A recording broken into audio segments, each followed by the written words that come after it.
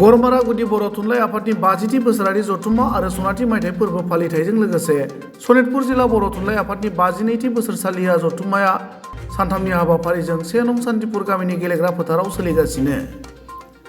दिनै नैथि सानाव बर' बिजों राव थुनलाइ जौगाहोनायाव बेनि गोनांथि आरो आथिखालनि जेंना आयदानि सायाव सावरायमेल जालाङो। बे सावरायमेलाव मिरु बर' थुनलाइ आफादनि गाहाय नेहाथारि नीलकान्त गयारीजों लोगोसे मिरु दुलाराय बर' फरायसा आफादनि लोगो सोलोंथाइ नेहाथारि रमिय बसुमतारी, ढेकियाजुलि एलकेडि फरायसालिमानि बर' बिफाननि बिफान गाहाय डक्टर तुलन मुसाहारि, सनितपुर जिल्ला बर' थुनलाइ आफादनि बिबानगिरिफोरजों लोगोसे ओनसोलनि गोबां मेलेमजिबि आरो रायजो राजाफोरा बाहागो लादोंमोन। गुबुन फारसेथिं बर' थुनलाइ आफादनि गाहाय नेहाथारि नीलकान्त गयारीया सावरायमेलाव बाहागो लानानै बेसेन गोसा बिबुंथि लाखिनायजों लोगोसे खौरां बिजोङाव ओरैबायदि बुङो। थारैनो जोबोद गोजोननाय मोन्दों आं बे समावहाय जे बेलसिरि हालामनि सिङाव थानाय सनितपुर जिल्लानि 1 नं सान्तिपुर गामिनि गेलेग्रा फोथाराव दिनै सानथामनि जे हाबाफारि बियो गरमारा सान्तिपुर गुदि बर' थुनलाइ आफादनि सनाथि मायथाइ फोरबो आरो लोगोसे खुंगा 52थि बोसोरसालिया जथुम्मा सनितपुर जिल्ला बर' थुनलाइ आफाद बिनि नैथि सानाव सोलोंथाइ आयदानि सायाव मोनसे सावरायमेल लादों आरो आङो बेवहाय बेखेवगिरि महरै बाहागो लाफैनो मोननानै जोबोद खाफाल गोनां होननानै सानदों आरो बेवहाय बेखेवनायजों लोगोसे जोंहा फुंखा सुबुं बिथांमोननि जि माखासे बाथ्रा बेखौ जों दायो आयदानि सायाव बिथांमोना बिबुंथि लाखिदों आरो आं सानो जे जोंनि समयसाथ' गोबां दङ आरो बे समयसा थानायखायनो जोंहा सावरायनांगौबो गोनांथि दं आरो बेनि सायाव सावरायनायजों लोगोसे जोङो बेखौ माबोरैहाय फोजोबनो हागोन बेनि सायाव सानलायनानै मावनांगौनि माखासे दायित्व जोंहा थाहैबाय। बेनिखायनो जोङो बेवहाय बर' थुनलाइ आफादल' नङा जोंहा दायो दुलाराय बर' फरायसा आफादनिबो बेवहाय बाहागो लादों सावरायनायाव आरो बेनि अनगायैबो जोंहा हारिनि गोबां आफादफोर दङ। जोंनि जेंना जेंसिखौ फोजोबनांगौबा माबा मोनसे आफादा हारसिं हाया। नंगौ सोरबाया एसे मैखोम बिबान लानांगोन दा बेखायनो जोङो बर' थुनलाइ आफादा लादों, बर' फरायसा आफादा लादों। जोंनि जेंनाया जिहेथु फरायसालिनि जेंना थाहैबाय, बिजोंनि जेंना थाहैबाय, जोंनि फोरोंगिरिफोरनि जेंना थाहैबाय, जोंनि बिजाबनि जेंना थाहैबाय, गोबां जेंना जोंहा दङ आरो बेखौ लानानैनो जोङो बर' थुनलाइ आफाद हिसाबै जों खामानि मावबाय थायो। जों सानसेबो जिरायाखै। सरकारनो जोङो हानायमानिखौ जों खोन्थादों। सरकारा माखौबा मावदों माखौबा मावाखै, माखासे जेंनाया सुस्रांजादों माखासे जेंनाया सुस्रांजायाखै, खिन्थु बर' थुनलाइ आफादा जों जिरायनानै थाया। जोङो हानायमानि खामानिखौ मावबाय थागोन। जोङो थारैनो जोङो नैबे फेब्रुवारि दाननि गेजेराव जोंहा मोनसे हाबाफारि दङ। जोङो थांनाय जानुवारियावनो जोंहा बे जेंनाया जोबनांगौमोन। जों बयबो कनफारेन्सआव बा मेल मिटिंफ्राव खोब मुखुब थानांबाय जोङो। जोंहा बेवहाय जोंनि जेनोखि सेपारेट डाइरेक्टरनि जायनोखि डाइरेक्टरेट अफिस बिथांमोननो जोंहा इतिमধ্যे कन्टेक्टआव दङ। गोबां बर' बिजोंनि फोरोंगिरिफ्रा एसामिसाव हाबना दङ आरो हिन्दी मिडियामाव हाबना दङ। बेखौ जों लाबोफिनगोन बावैनो। जोंहा इतिमধ্যे लिस्टफ्रा जाखाजोब्बाय। जों बेखौ बिटिआरनि बाहेराव जायफोर हाबना दङ बेखौ जों बावैनो लाबोफिनगोन। जोंहा बे मोनसे प्रसेसआव फैबाय थादों। थांनाय समाव माखासे इजिएस फरायसालिफोराव जिर' टिचारावनो गुणत्सब जालांबाय माखासे फरायसालिफोर। दा बियो उनावबो बेबायदिनो जालांबाय। नोंथाङा जि सोंदों बे सोंनाया थारैनो जोबोद मोजां जादों। सरकारा जोंनो खोथा होदोंमोन जे इजिएस सेन्टाराव बिथांमोना फोरोंगिरि होनायनि बाथ्रा, नाथाय दिनैसिमबो हराखै। जों बिनि सायावबो बावैनो जों सावरायफिनगोन। जोंनि बर' बिजोंनि फरायसालिफ्रा जाहाथे जेबो खस्थ' मोननाङा बिनि थाखाय बर' थुनलाइ आफादा जों सानबाय थायो, जों खामानि मावो आरो जोंखौ अरायसम मदद होयो दुलाराय बर' फरायसा आफाद बिथांमोना। बेखायनो बेफोर मैखोम जेंनाफोरखौ जों बोरै हायो थाबैनो सुस्रांनो नाजागोन। जाखिनि थांनानै दङ बेयो थैसि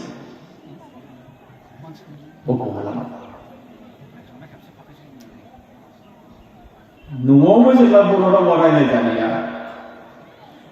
बिसिनि न'आव दख'ना गाननाय गैलिया, बिसिनि न'आव जेबो सिनानो गैला बर'नि, बिसोरनि सिनायथिया मा जागोन? आरो आं बेखायनो बुंदों जे बर' थुनलाइ आफादनि सासे गाहाय नेहाथारि हिसाबै आं खिन्थु बिराद गिनो मोनदों गोसोआव जे जों जायखौ लानानै बर' हारिया 1952 मायथाइनिफ्राय फैयै 70 बोसोरसो बारबाय। बड' साहित्य सभा दानाया, बर' थुनलाइ आफादा आरो बेखौ लानानैनो जों गोबां जौगाबायबो बेनि सिगां जोंहा रावनि बेलायाव थुनलाइनि बेलायाव जोंनि हारिनि सिनायथिनि बेलायाव जोबोद बेले बेजे थासारियाव दंमोन आरो बै समाव जोंनि मानसिफोरनि गेजेराव माखासे गेदेमा सुबुङा जुदि जोनोम जायामोनब्ला दिनै जोङो जोंनि सिनायथिया बर' हिसाबै थानाय नङामोन रायजो राजानि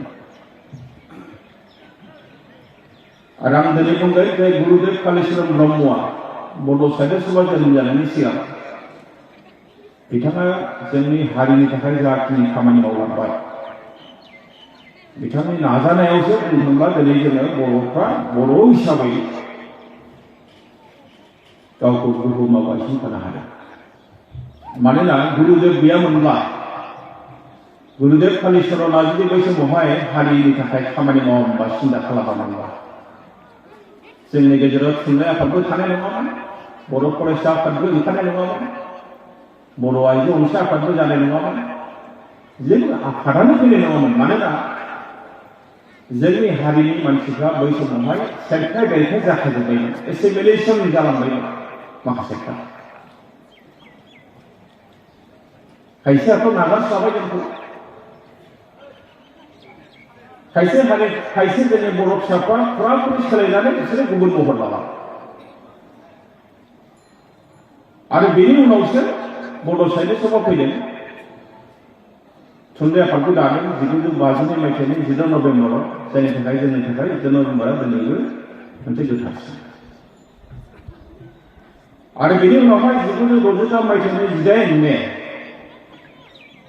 जोंनि बर'फोरनि थाखाय आसाम सरकारा गुदि फरायसालियाव बिजों महरै जोंनो फरायसालिखौ होबाय बे मोनसे जारिमिनारि आगान बिनि उनाव फारि फारि जोङो एलपिनिफ्राय एमइनिफ्राय हाई स्कुलनिफ्राय जोङो कलेजाव मोनहैबाय दिनै जोंहा गंब्रै इउनिभारसिटियाव जोंनि बर'नि बिफान हिसाबै जोंहा दङ आरो दिनै जोंनि रावा भारत संबिजिरजों गनायजानाय मोनसे राव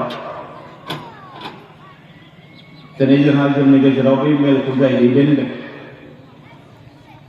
बिथाङा साहित्य एकाडेमि बान्था मोनदों दिनै सारा भारताव मिथियो इसिबां बुरजा राव दङ 1600नि बारा जोंनि भारताव रावफोर दङ बेनि गेजेराव बर' रावाबो मोनसे 22 रावनि गेजेराव बर' रावाबो मोनसे मोनसे समाव जोंखौ मा होनोमोन दुवान बर'फोरनि रावा दुवान डाइलेक्ट मा समाव जोबलांगोन बे रावाफोर थिग गैया आरो राव जोबबानो मोनसे हारियाबो जोबो नाथाय बड' साहित्य सभा फैबाय दुलाराय बर' फरायसा आफाद फैबाय गोबां आफादफोर जोंनि गेजेराव दिनै दंसै आरो जोंनि मानसिफ्रा गोसो होनायखाय नोंथांमोननि ओनसोलावबो दिनै बेवहाय बर' बिजोंनि फरायसालिफोर दङ गुदि फरायसालि दङ गेजेर फरायसालि दङ गोजौ फरायसालि दङ नाथाय दिनैनि दिनाव बर' थुनलाइ आफादनि सिगाङाव बा बर'फोरनि गेजेराव जोङो नैबे बर' बिजों राव आरो थुनलाइ